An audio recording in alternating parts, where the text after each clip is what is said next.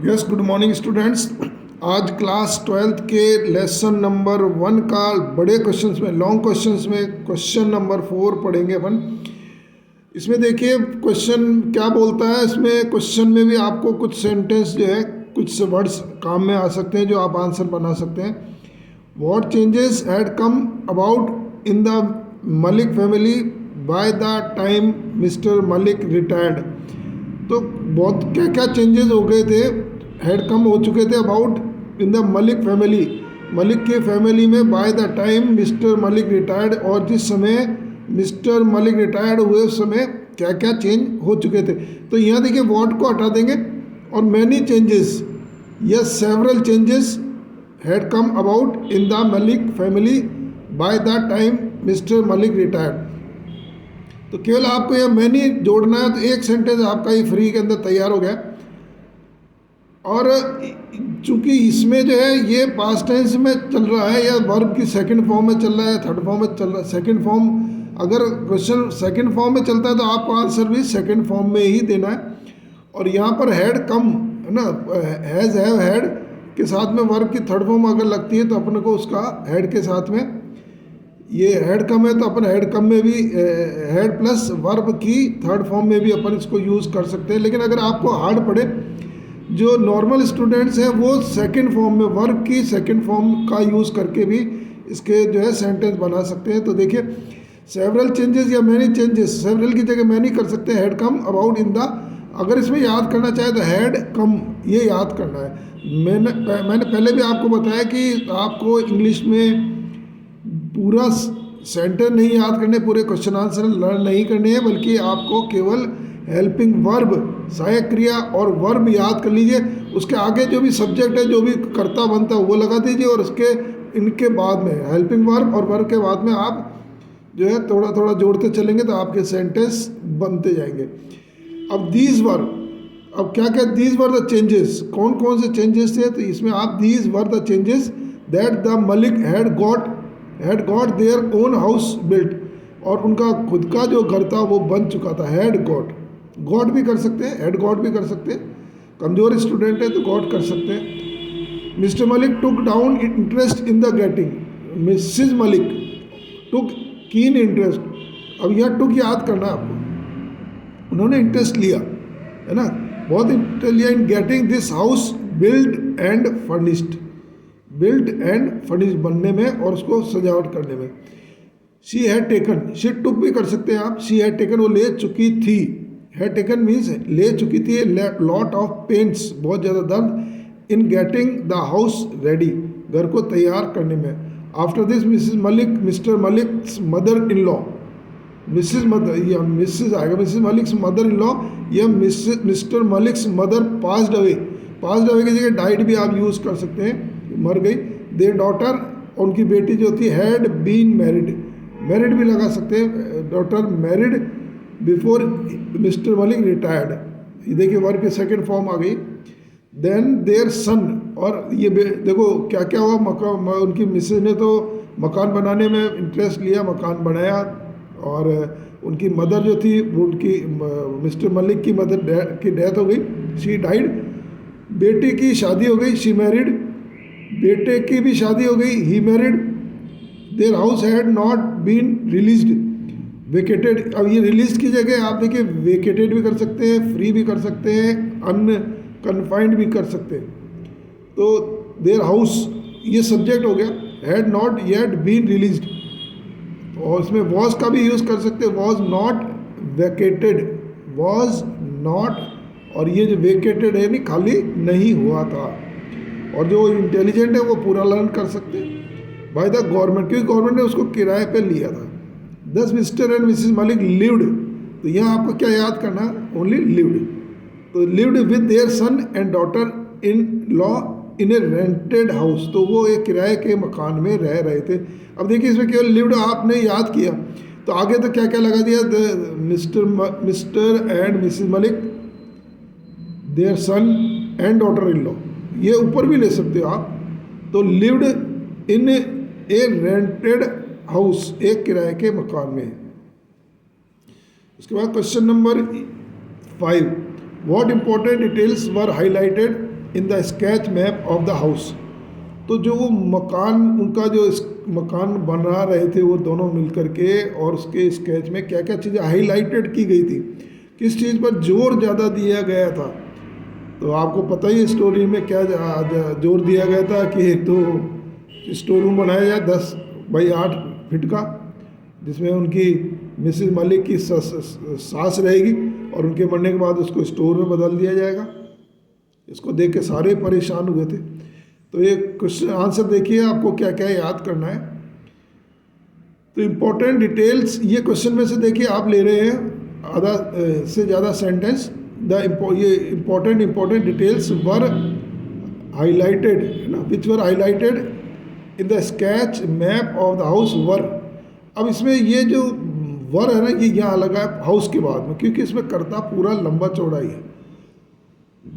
तो were the kitchen के किस पर हाईलाइट किया गया था, किचन पर। दूसरा स्टोर रूम 10 बाई 8 का, द कोर्ट यार्ड, है ना, बाहर का जो कोर्ट यार्ड था उस पर। तो 3 चीज़ हो गई, किचन हो गई, स्टोर रूम हो गया, और courtyard. Though this room was a store room but Mrs Malik insisted repeatedly, बार बार प्रेरित किया था, है ना। तो मिसेस मलिक इंसिस्टेड रिपीटेडली 4-5 बार कहा था, to make the store, to make बनाने के लिए, to make the store room a little bigger 10 by 8। तो उन्होंने ये याद कर लीजिए आप, इंसिस्टेड रिपीटेडली। फोर्स्ड भी कर सकते हैं, दबाव दिया, फोर्स्ड, FORCED, रिपीटेडली नहीं भी लिखोगे, अगर याद रहता तो लिखिए, नहीं तो आप इसको छोड़ भी सकते हैं। She planned that her mother in law could use, देखिए हेल्पिंग वर्ब और वर्ब दोनों आ गई। हालांकि कुड यहाँ इसको अपन मॉडल के रूप में भी ले सकते हैं। Could use this room for the present and then after या soon after her it could be converted into a store room. तो एक तो प्लान्ड हो गया, एक ये आ गया कुड यूज़, और उसके बाद में इसको ये एक्टिव से पैसिव में हुआ है, could be converted, could be used as a store room. जो कमज़ोर स्टूडेंट है वो इसको ये वहाँ पर रिपीट कर ले, कुड यूज़। तो after the mother in law, या after mother in law died, after mother in law's death, उनकी डेथ के बाद में कुड यूज़ इस्तेमाल किया जा सकता था इनटू ए स्टोर रूम। और पैसिव में अगर आप एक्टिव से पैसिव में करते हैं तो ये भी लगता है, किसी भी मॉडल के बाद में बी जरूर जुड़ता है। Can, could, may, might, shall, will, इनके बाद में एक्टिव से पैसिव सेंटेंस बनाते टाइम में बी का यूज़ करते हैं। The other important thing in the sketch, अब दूसरी जो इम्पोर्टेंट चीज़ थी इन द स्केच में, was the figure of the lady of the house standing in the verandah. तो जो एक औरत की तस्वीर जो उसमें बनाई गई थी, स्केच बनाया गया था। तो दूसरी जो चीज़ थी sketch, was the figure of the lady of the house. ये तो समझ लीजिए, ये लिख तो आप लेंगे, figure of the lady of the house standing in the verandah with her back towards the marble pillar, और जो उसका बैक पीठ होगी वो मार्बल के पिलर के तरफ होगी। And graceful, elegant and graceful, बड़ी अच्छे तरीके से।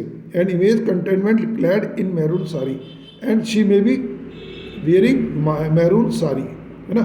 तो इसमें आप ये इसको इजी भी कर सकते हैं, maroon she may might be, अब ये सेकंड फॉर्म में चलेगा तो might be in maroon sari.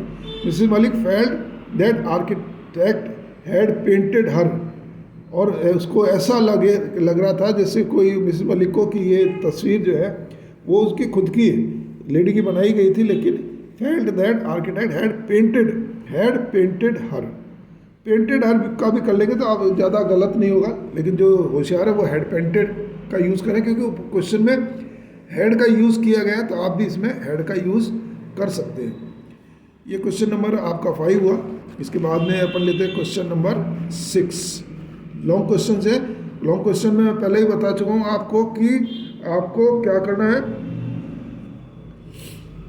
छोटे छोटे जो क्वेश्चन के आंसर थे उनको मिला करके आप आंसर बना सकते हैं। दूसरी बड़े क्वेश्चन में नुकसान कम, फायदा ज़्यादा है। फायदा ये है कि आपको जो आता है उससे संबंधित रिलेटेड, क्वेश्चन से रिलेटेड जो जो चीज़ आपको आती है वो सारी आप लिख सकते हैं। स्टोरी आपको पता होती है, इसमें रटने की जरूरत नहीं। रटेंगे तो आप कितने क्वेश्चन रट पाएंगे। मोस्टली स्टूडेंट्स इनको याद रटते हैं, रटने से पार नहीं पड़ेगी। आपको लिखना सीखना है, और लिखना सीखना कैसे है कि आपको मेन जो है चीज़, देखने वाली जो चीज़ है वो है हेल्पिंग वर्ब और वर्ब। अब क्वेश्चन देखते हैं 6, why did Mrs Malik think, Mrs Malik ने क्यों सोचा ऑफ शोइंग दैट स्केच, उस स्केच के बारे में to her daughter in law, उनकी बहू के समटाइम इन फ्यूचर, कि अपनी बहू को वो इसको फ्यूचर में दिखाएंगी।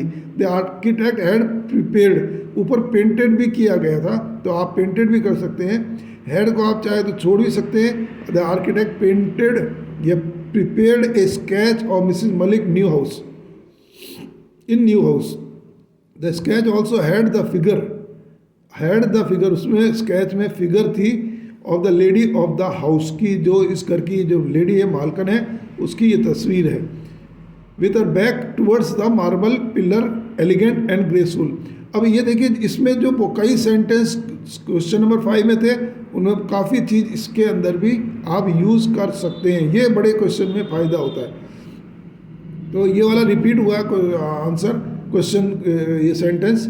She was shown standing the verandah, in the verandah, उसमें भी आया है standing in the verandah with her back towards the marble pillar elegant and graceful, an image of contentment. Mrs Malik thought, उसमें ये साड़ी का भी आप यूज़ कर सकते हैं। The lady was wearing maroon sari. Mrs Malik thought, देखिए थॉट याद करना है केवल आगे, क्योंकि मिसेस मलिक तो आप लगा ही देंगे। दैट शी मस्ट शो, इसमें माइट का भी यूज़ कर सकते हैं। She might show that sketch to her daughter in law, अपनी बहू को ये फोटो दिखाएंगी, देखो मैं हूँ ये, है ना, इन समटाइम इन फ्यूचर। ये क्वेश्चन में आ गया है, उसको आपने यूज़ किया है। तो ये आप क्वेश्चन में से भी कुछ सेंटेंस वर्ड्स यूज़ कर सकते हैं। और आगे देखिए, शी थॉट, बिकॉज, क्यों सोचा, थॉट याद करना है। बिकॉज सीइंग द फिगर को देख करके, द ऑफ स्केच में मिसेस मलिक फेल्ट, उन्होंने सोचा दैट आर्किटेक्ट हैड पेंटेड हर, कि आर्किटेक्ट ने जो है वो अपने इनकी मैडम मिसेस मलिक की जो फोटो बनाई है। The figure of the lady in the sketch was as tall as Mrs Malik, और जितनी मिसेस मलिक टॉल थी उनके हिसाब से ही वो तस्वीर बनाई गई। Not only this reclining against the marble pillar, और वो मार्बल पिलर के साथ में ये खड़ी थी तस्वीर। She stood the way Malik used to stand, और जैसे मिसेस मलिक यूज़ करती थी खड़े होने का जो स्टाइल थी, वो स्टाइल इसके अंदर ली गई है। अपीयरेंस ऑफ द लेडी, और लेडी की जो अपीयरेंस है in the sketch was so similar, ऐसी ही सिमिलर लगती है to that of Mrs Malik, जैसी मिसेस मलिक है। तो यह देखिए, as tall as Mrs Malik, है ना, एक तो ये हो गया, was as tall as Mrs Malik, उतनी लंबी थी।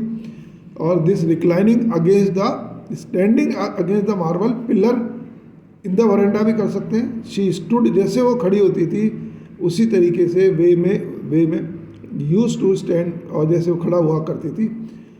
Sketch was so similar of Mrs Malik, so similar was, चूँकि ये स्टोरी है इसलिए वॉज का यूज़ होगा। सो शी थॉट, उन्होंने सोचा, और showing that sketch to her daughter in law, इसलिए उन्होंने अपने डॉटर इन लॉ को ये दिखाने की प्रयास किया। आज का ये वीडियो करीब 15 मिनट का हो चुका है, इसलिए इस वीडियो को यहीं ख़त्म करते हैं, क्योंकि इसको आगे भेजने में बहुत टाइम लगता है। आशा है आपको ये समझ में आया होगा। 2-3 बार इसको सुनिए आप, तो आपको निश्चित रूप से इसमें इम्प्रूवमेंट मिलेगा। और अपने फ्रेंड्स को ज़रूर ये भेजिए और उसे डिस्कस कीजिए, वो और आपको सरल तरीके से याद करके आपस में एक दूसरे से सुनेंगे तो आपका भी जल्दी याद होगा। इस वीडियो में इतना ही। Thank you very much.